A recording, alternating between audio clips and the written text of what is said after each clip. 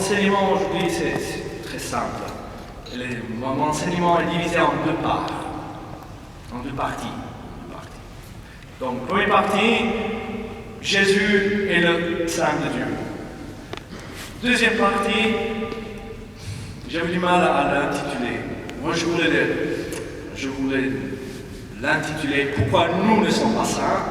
Mais Père Daniel n'a pas aimé ce deuxième titre, et donc on peut dire différemment. 4 conseils pour devenir saint. Okay?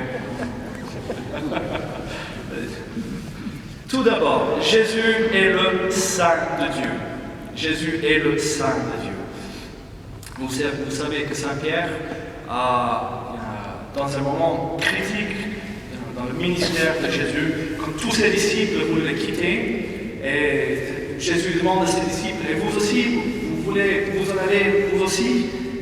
Et Saint Pierre dit, Seigneur, tu as les paroles de la vie éternelle, à qui irions-nous? Tu as les paroles de la vie éternelle. Nous avons connu que toi, tu es le Saint de Dieu. Saint Pierre, il dit à Jésus, nous avons connu que toi, tu es le Saint de Dieu. Révélation qu'il y a un don. Il y a les démons aussi dans l'Évangile, quand Jésus entre dans la synagogue, et le démon dit, ah, Jésus, qu'est-ce que tu veux de nous? Nous savons qui tu es le Saint de Dieu.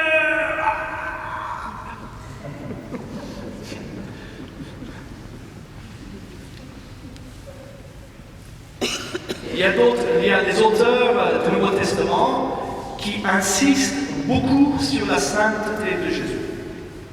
Ils insistent vraiment beaucoup sur la sainteté de Jésus. Il le fait aussi en manière négative, ou en contraste. Pour dire que Jésus est saint, il dit qu'il est sans péché. Que Jésus est sans péché, il est immaculé. Écoutez quelques textes.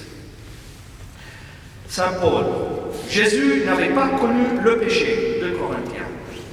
Saint Pierre dit, Jésus qui n'a pas connu la faute, il ne s'est pas trouvé de tromperie dans sa bouche. Des lettres de l'épître aux Hébreux. Lui qui a été éprouvé en tout d'une manière semblable à nous, excepte le péché. Tel est le grand prêtre qu'il nous fallait, saint, innocent, sans tache, séparé des pécheurs. Donc les auteurs bibliques, ils insistent que Jésus est saint. Il est sans péché. Il est immaculé. Qu'il est le Saint de Dieu. Alors, on peut se poser la question, mais comment est-ce qu'ils savaient ça? Comment est-ce que tu peux savoir si quelqu'un est sans péché? Comment peut-il savoir ça? Vous allez penser, ah oui, son comportement, sa vie, ses miracles, ses paroles. Eh oui, bien, il y a du vrai là-dedans. Par exemple, quand nous regardons le comportement de Jésus, c'est impressionnant. Jésus enseigne les béatitudes, heureux les pauvres, heureux les miséricordieux, heureux les purs de cœur. Parce que lui est pauvre, est pur de cœur, et assoiffé de justice. Il y a entre Jésus une unité entre ses paroles et ses actions.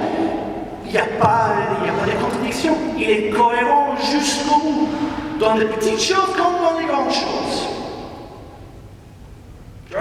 Jésus parle il a la parabole des 2 fils. Un fils qui dit oui, Seigneur, oui, papa, je ferai ta volonté, et puis il ne le fait pas, et l'autre dit non, je ne dois le faire, et ensuite il le fait. Et donc, il dit oui n'est pas oui, et non n'est pas non. Jésus, son oui est oui, son non est non. Jésus dit ce qu'il pense, et ce qu'il dit, il fait. Il est cohérent, il est unifié. Mais ce n'est pas pour cela que les auteurs bibliques ont compris que Jésus est saint. Regardons aussi le comportement de Jésus. Jésus fait une chose qui est extrêmement étonnante. Est-ce que vous avez jamais remarqué que Jésus n'a jamais demandé pardon? pour soi-même. Il ne s'est jamais excusé. Il n'a jamais dit « Oh, oups, je me suis planté. » ou « Oh, oups, désolé. » Jamais.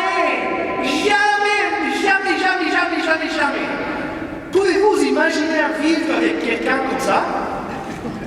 Bernadette, si ton mari était comme ça, alors, si ton mari n'a jamais dit pardon, là je vous ai l'air trop loin, excuse-moi, Jésus n'a jamais demandé pardon. Donc, soit il est orgueilleux, têtu, un homme tellement endurci et détenu, exalté, ou bien il y a quelque chose de plus en lui. Vous êtes d'accord avec moi? Donc peut-être aussi ce sont les miracles de Jésus qui manifestent qu'il est le Saint de Dieu. Vous connaissez l'histoire de l'aveugle né. Jésus lui ouvre les yeux. Et donc les pharisiens, ils l'interrogent. Dis-nous ce que tu penses. Jésus dit, écoute, si il m'a ouvert les yeux, il vient de Dieu. Personne ne fait des miracles s'il n'obéit pas à Dieu. Mais les pharisiens qui ont vu le même miracle, ils voient le même Jésus, ils écoutent les mêmes paroles. Pour eux, Jésus n'est pas du tout un saint. Au contraire, il est un pécheur, il est quelqu'un qui guide, dévie le peuple. Merci. C'est bien de travailler ensemble comme ça. Dévie le peuple. Il est quelqu'un qui n'enseigne pas le chemin de Dieu. Il ne vient pas de Dieu. Pour certains, Jésus ne vient pas de Dieu. Alors, d'où vient cette connaissance ultime que Jésus est le Saint de Dieu? Si certains disent oui, il est saint parce qu'il est cohérent, l'autre dit non. Ceux qui enseignent ne parlent pas de Dieu, ils n'écoutent pas Moïse, ils ne respectent pas le sabbat, ils ne se lavent pas les mains, ils s'associent avec des gens, voilà, malhonnête. Vous savez pourquoi Jésus est le Saint de Dieu? Pourquoi les auteurs du Nouveau Testament insistent que lui est le Saint de Dieu?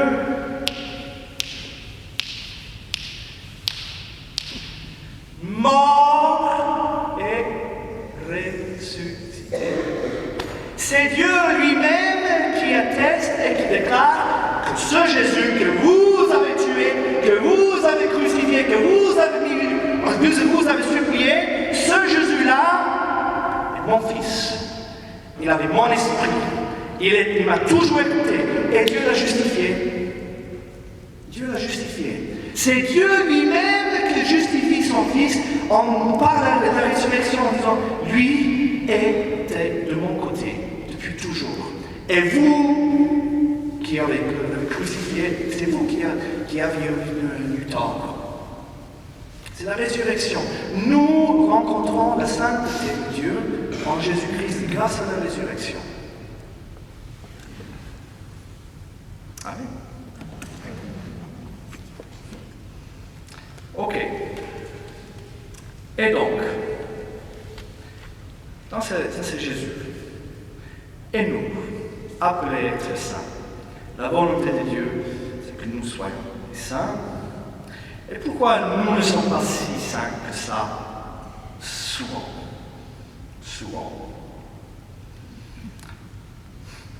Et donc, j'ai quelques petites pensées à partager avec vous. Ok. Je pense que nous ne sommes pas saints, ou je pense que pour devenir saints, il serait bien si nous passions de l'admiration, de l'étonnement, du stupeur ou de la sensation à l'action. Et je m'explique. Tu vois, les gens, ils voyaient Jésus, ils écoutaient son enseignement, et souvent ils étaient très très frappés par Jésus.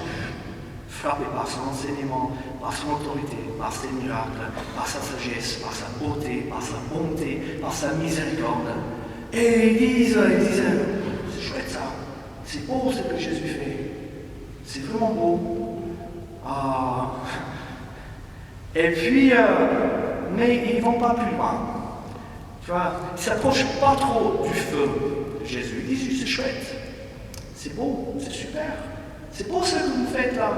C'est beau ce que vous faites, le sœur de Mère Teresa. J'aime beaucoup, c'est chouette, vous occupez de pauvres, c'est chouette. C'est chouette. Mais je reste loin du feu. Je ne vais pas me trop approcher de cette réalité des sœurs, parce que si je m'approche trop du feu, je me ferai consumer par le feu. Et donc je reste loin. Je dis à Dieu, oui c'est chouette, c'est beau, mais je reste un peu loin. Je fais des veillées de prières magnifiques. Oh oui, ça fait guili, Seigneur, oui, c'est magnifique. Et je rentre chez moi et rien ne change. Je ne m'approche pas trop de Dieu pour qu'il ne me consume pas. Je parlais avec un jeune l'autre jour qui est rentré d'un camp, de notre camp à Chaumet, et il est revenu dire, vous savez ce qu'il m'a dit? Je désire le martyr. Je désire le martyr. Je n'ai pas peur de souffrir. Je veux donner ma vie. Totalement, entièrement. Il s'approchait du feu. Il a touché. Quand tu approches le feu de Dieu, il te consume. J'ai envie de tout donner. J'ai envie de tout sacrifier. Je n'attache aucune importance à ma vie. Le feu est très dangereux. Très, très, très dangereux.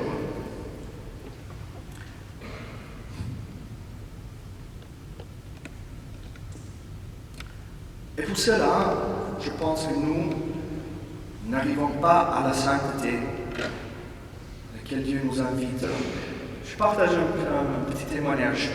J'étais avec Jacques le week-end passé. On a passé le week-end avec les immigrés au parc Maximilien. On a dormi avec les gens et on a partagé un peu leur vie. Et ça m'a bouleversé. Ça m'a énormément travaillé, ça me travaille encore aujourd'hui. Voir la misère qui est là à notre porte, à ma porte.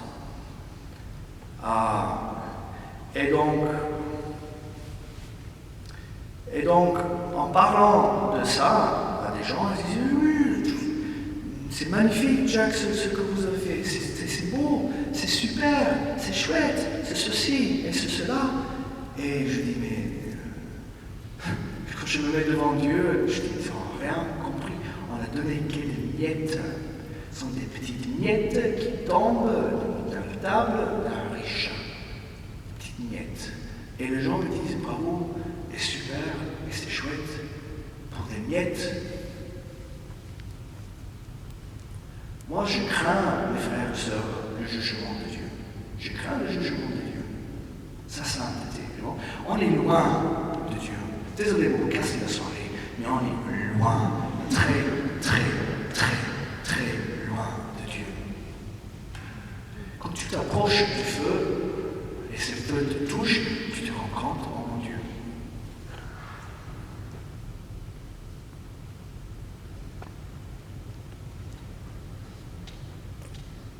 Et donc on dit c'est chouette. Jésus il disait à une foule qui se suivait derrière, il y a une foule qui suivait derrière. Et Jésus il disait, mes amis, écoutez, si vous ne voulez pas porter votre croix, rentrez à la maison, laissez tomber. Laissez tomber. Si vous voulez venir derrière, alors portez-la chaque jour. Chaque jour.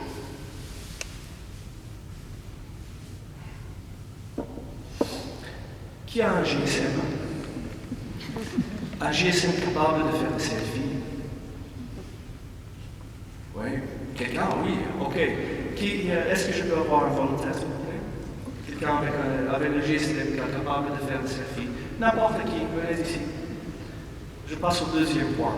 Pourquoi nous ne sommes pas deux? Ne craignez pas. Ne craignez pas. Tout va bien. Ok. Peux-tu le mettre en selfie, moi, s'il te plaît? Faisons un selfie ici. Oui. Ok. D'abord un selfie avec d'autres gens. Oui, c'est comme ça. comme ça.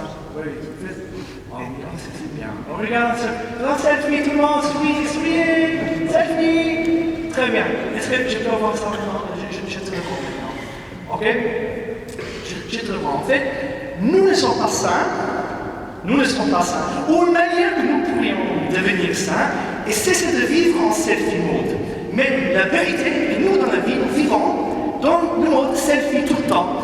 Et donc moi, je suis là en train d'annoncer la parole de Dieu, par exemple, moi en mon métier, et je suis en train tout le temps à me regarder, même quand je suis en train de faire des choses simples.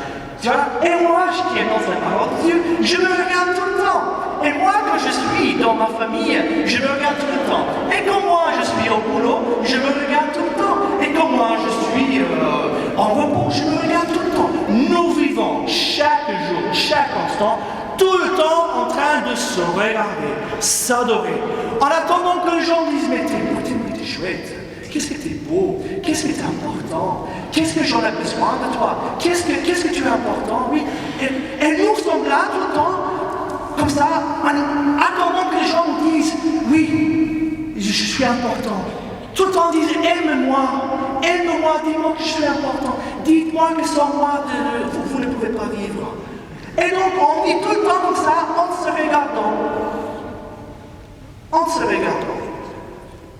En espérant que les autres vont me donner l'amour, au lieu de cesser de me regarder, mets-toi ton JSM dans l'autre sens, s'il te plaît. Donc, pas selfie mode, en adoration mode.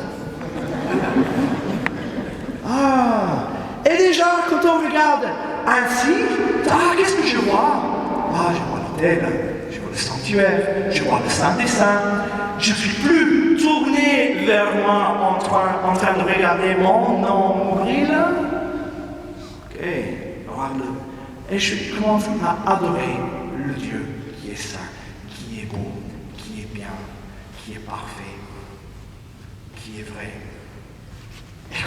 Et quand on est devant lui qui est beau et vrai et bien, qu'est-ce qui se passe? On a l'expérience d'Isaïe qui tombe à terre et dit, malheur à moi. Toi, tu es saint, tu es beau, tu es saint, et moi, je suis perdu. Je suis un homme aux lèvres impures qui appartient à un peuple aux lèvres impures. C'est autre chose. Et ça, c'est la vérité. La vérité est que nous sommes moches. Alléluia! Alors, parce qu'à partir de ce moment-là, maintenant, je peux faire de toi quelqu'un de beau. Dieu dit. À partir du moment où on est beau, alors Dieu vient avec ses charbons ardents pour nous purifier et pour nous rendre beaux et belles. Et libre et saint.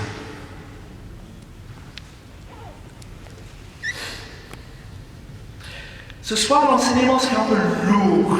Okay? Je vous préviens. Okay? Mais ça me travaille. Cette lourdeur que j'ai en moi, je partage un peu avec vous. Je veux que nous soyons inquiets. Je veux que nous désirons plus. Je désire que nous allions plus loin dans la vie spirituelle.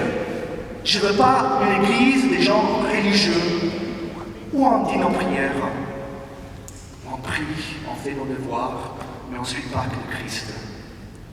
Amen. Troisième raison pour laquelle nous ne sommes pas des saints. Ou un conseil.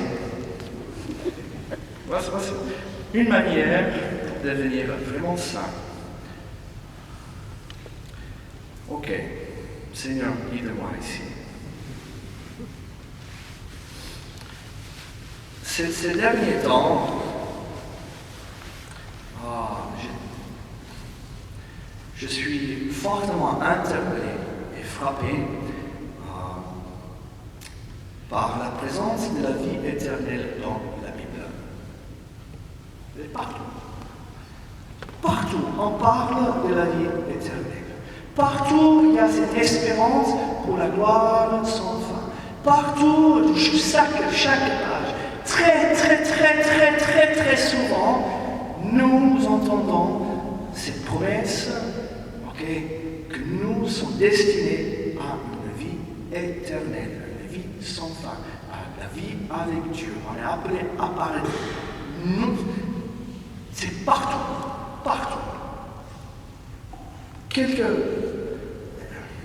Jésus, par exemple, je choisis quelques-uns, quelques petits textes. Jésus dit, ne vous amassez point des trésors sur la terre, où la mythe et le ver consument, mais amassez-vous des trésors dans le ciel. Jésus enseigne ce qu'il fait. Ce qu'il pense, il fait. Jésus, il vivait sa vie en pensant à un trésor dans le ciel. Jésus, il dit, tout ce que tu as, vends et distribue aux pauvres, et tu auras un trésor dans les cieux. Déjà, ça. J'aime Jésus, il est chouette. Il est sympa. J'aime beaucoup Jésus. Il est chouette, c'est super ce qu'il fait. C'est beau. Vends ce que tu as donné aux pauvres. Moi, je ne m'approche pas trop à ça.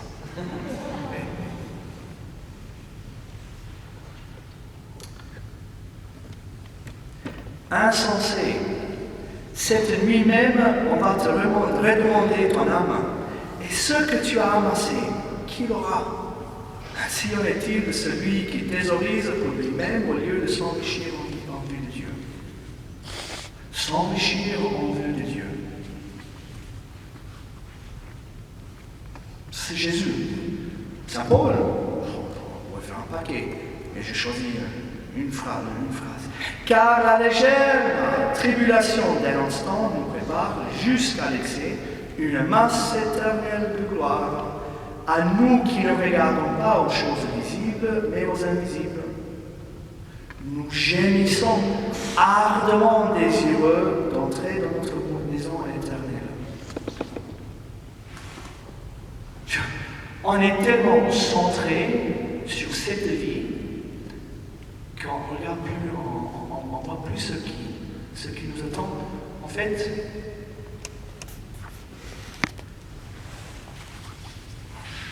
ouais, ça, ce petit bout noir là, ça c'est notre vie terrestre. C'est notre vie terrestre. Okay. On travaille, voilà, on se sacrifie, on fait des efforts pour avoir quelques petites années de retraite en tranquillité. Est-ce qu'on s'en fout de tout ça? De tout ça, on s'en fout complètement. Au lieu d'utiliser cette terre, cette vie comme un trampoline pour sauter dans la gloire et dans la vie éternelle, nous nous renfermons dans cette petite vie ici. Ce soir, je suis sévère. Il y a une maladie dans l'Église catholique aujourd'hui, on ne parle plus du paradis. Dans la spiritualité actuelle, il nous parle de l'épanouissement, du bonheur, d'être bien, mais tout est ici. Tout est ici. Il n'y a aucun élan vers cette vie éternelle, ça veut dire on ne croit plus. Ça veut dire on ne désire pas Dieu. La vie éternelle veut dire Dieu. C'est lui la vie éternelle, c'est lui notre destin. On ne désire plus.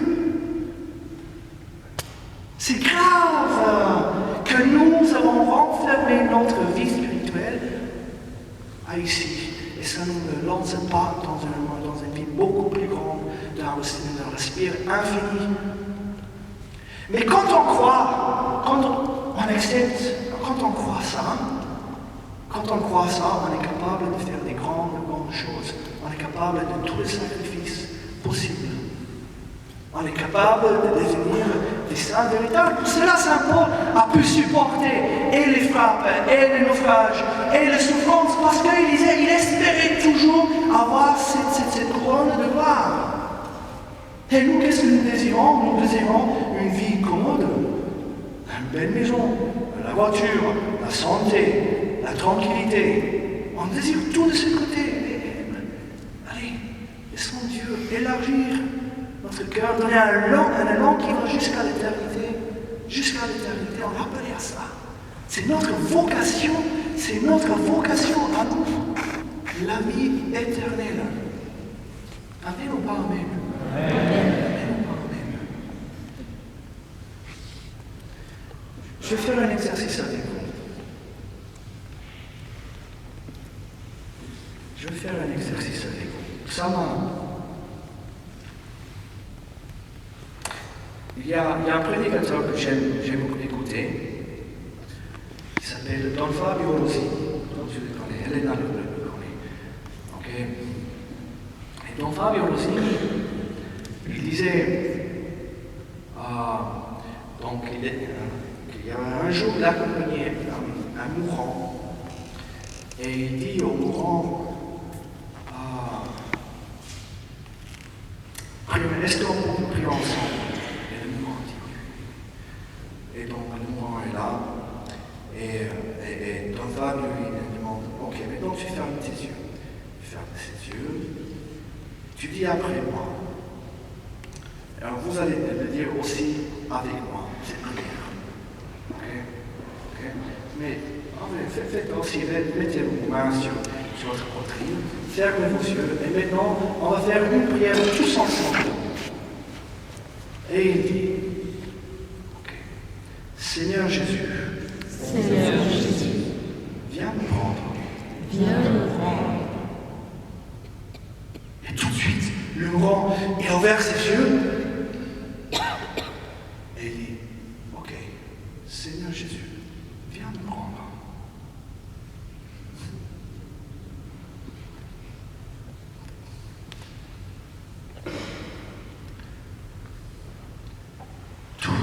Tout est là. Est-ce qu'on a confiance en Jésus ou pas? Est-ce que Jésus est une menace pour nous? Est-ce qu'on a peur de cette rencontre avec lui? Ou est-ce qu'on peut dire, Jésus, viens, Seigneur, viens. On le dit chaque jour, viens. L'épouse et l'esprit disent, viens.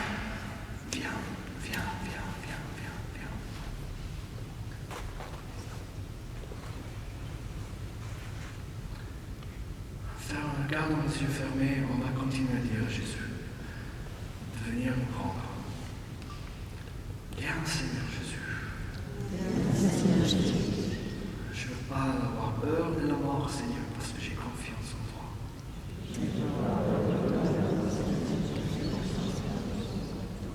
Viens, Seigneur.